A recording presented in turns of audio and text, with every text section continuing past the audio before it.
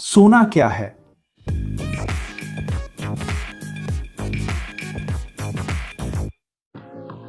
नमस्ते इंजीनियरिंग प्रेमियों, मेरा नाम इगोर फेलिपे है और आज हम सोना नामक एक धातु के बारे में बात करेंगे जिसने समाज का ध्यान लंबे समय से आकर्षित किया है। सोना एक पीला, घना और मुलायम तत्व है जिसका प्रतीक Au है और परमाणु संख्या 69 है हमारी आवर्त सारणी में। और इसे हजारों सालों से मुद्रा, आभूषण और मूल्य संचय के साधन के रूप में इस्तेमाल किया जाता रहा है। यह एक अत्यधिक मूल्यवान धातु है। इसकी अनोखी भौतिक और रासायनिक विशेषताओं के कारण, जिनमें आसानी से आकार देने और तार में खींचे जाने की क्षमता तथा जंग व दाग धब्बों के प्रति प्रतिरोध शामिल है। सोना मुख्य रूप से खनन और अयस्क भंडार की खुदाई के माध्यम से उत्पादित किया जाता है और इसका निष्कर्षण और प्रसंस्करण पर्यावरणीय और आर्थिक रूप से चुनौतीपूर्ण हो सकता है। अपनी दुर्लभता के कारण सोने ने मानव इतिहास में एक महत्वपूर्ण भूमिका निभाई है, जो हजारों वर्षों से विनिमय के माध्यम और मूल्य संचय के साधन के रूप में काम करता आ रहा है। गहनों और मानक के रूप में उपयोग के अलावा सोने का औद्योगिक क्षेत्रों में भी व्यापक उपयोग होता है, जिसमें इलेक्ट्रॉनिक्स, दंत चिकित्सा और चिकित्सा शामिल हैं। इसकी उत्कृष्ट विद्युत चालकता, अभिक्रियाशीलता की कमी और जैव संगतता के कारण सोने का बाजार अत्यंत गतिशील है, जिस पर विभिन्न आर्थिक, राजनीतिक और भूवैज्ञानिक कारकों का प्रभाव पड़ता है। और यह भूविज्ञान, अर्थशास्त्र और वित्त जैसे क्षेत्रों में निरंतर शोध का विषय है।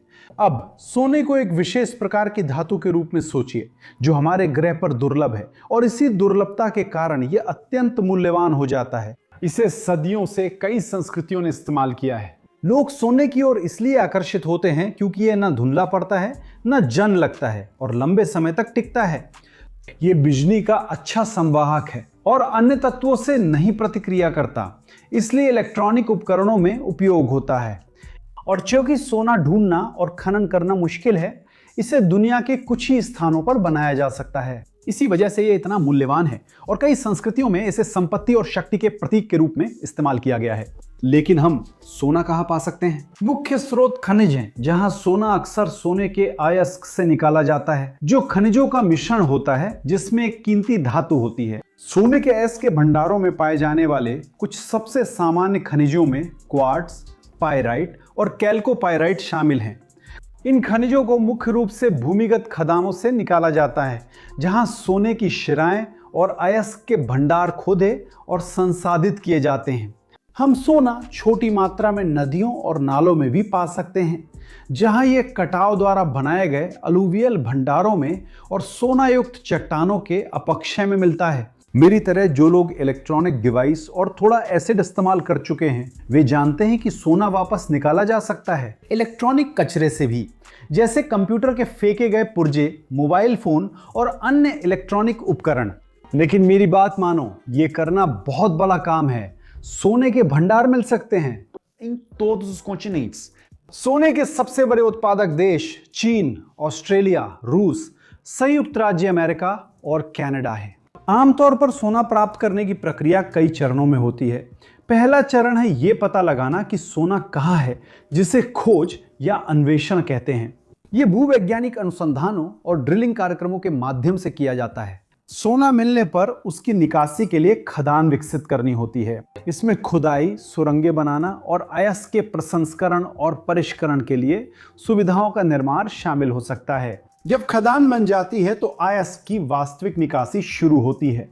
फिर सोने का अयस्क खदान से निकाला जाता है, जिसमें भूमिगत खनन या ओपन पिट खनन जैसी विधियों का उपयोग किया जाता है और इस अयस्क को हमारी अगली प्रक्रिया के लिए ले जाया जाता है, जो इसका प्रसंस्करण है। निकाले गए अयस्क से सोना अलग करने के लिए उसका प्रसंस्करण किया जाता है। यह आमतौर पर कई चरणों जैसे कुचलना, पीसना और रासायनिक निष्कर्षण के जरिए किया जाता है।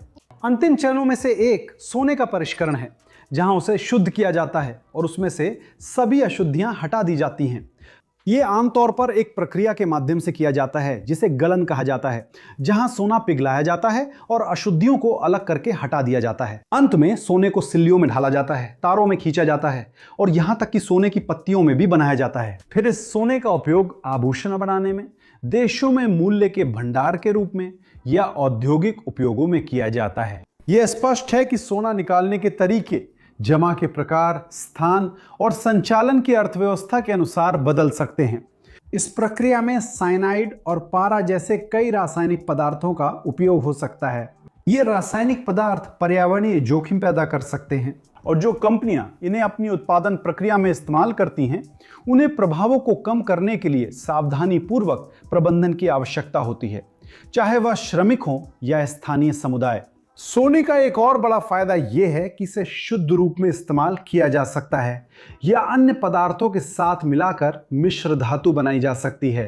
अगर आपको नहीं पता है तो मिश्र धातु दो या दो से अधिक तत्वों का मिश्रण होती है, जिसमें कम से कम एक तत्व धातु होना चाहिए। सोने को अन्य धातुओं के साथ मिलाकर उसकी विशेषताओं को बदला जा सकता है, जिससे वह खास उपयोगों के लिए और अधिक उपयुक्त बन जाता है। सोने की सबसे आम मिश्र धातुओं में से एक है पीला सोना, जो सोना, तांबा और चांदी की मिश्र धातु होती है।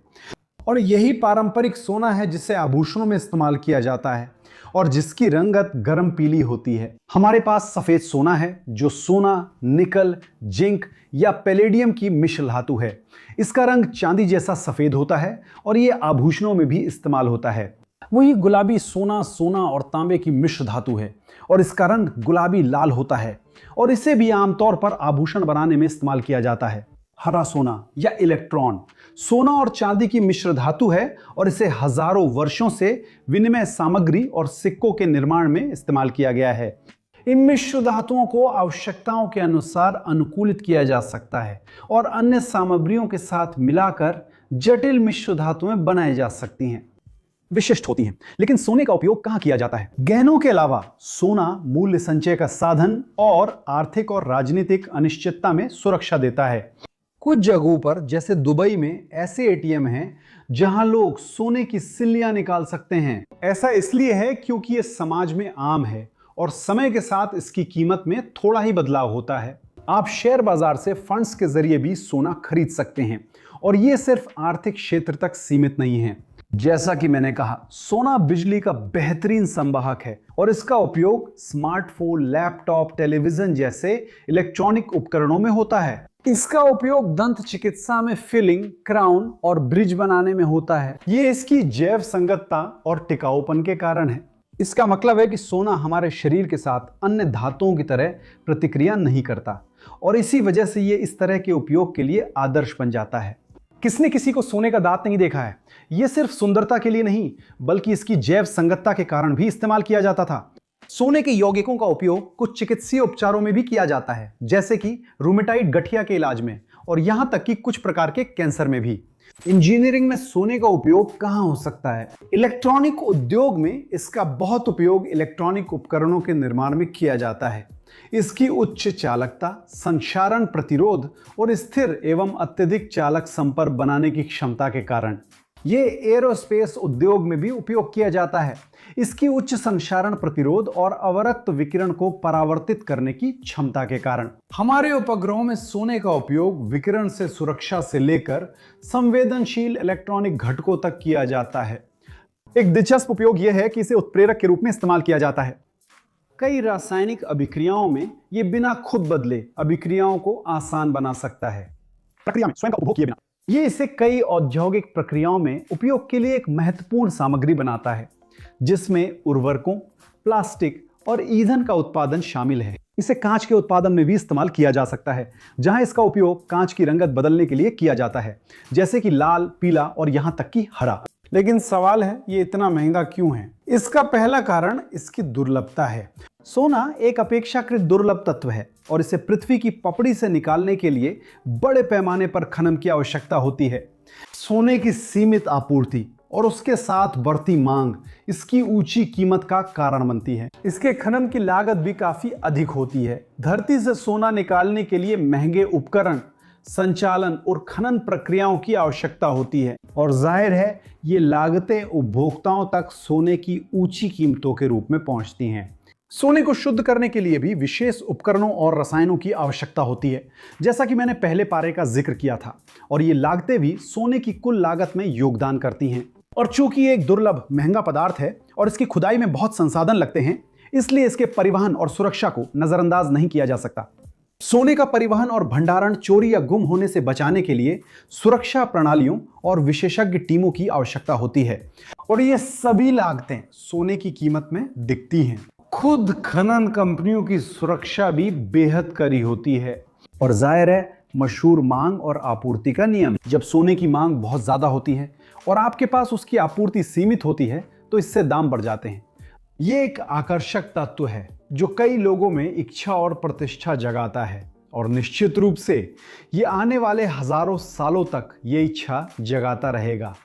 क्या आपको ये पहले से पता था कि आप चैनल को सोना दान करना चाहेंगे? या शायद आप उस विशाल सोने के शुद्ध ग्रह के बारे में जानते हो जो आकाशगंगा में घूम रहा है और जिसे हासिल करने के लिए अंतरिक्ष एजेंसियां बेताब हैं। कृपया अपनी राय नीचे कमेंट्स में बताएं, मैं जानना चाहता हूं। मैं यहां 2 वीडियोस छोड़ रहा हूं जिन्हें आप देख सकते हैं, किसी एक पर क्लिक करना ना भूलें। यही वो समय है जब आपको वीडियो को लाइक करना चाहिए, चैनल को सब्सक्राइब करना चाहिए और वीडियो को अपनी सोशल मीडिया पर शेयर करना चाहिए। यही है मेरे दोस्तों, ढेर सारा प्यार और मैं आपको अगले वीडियो में मिलूंगा।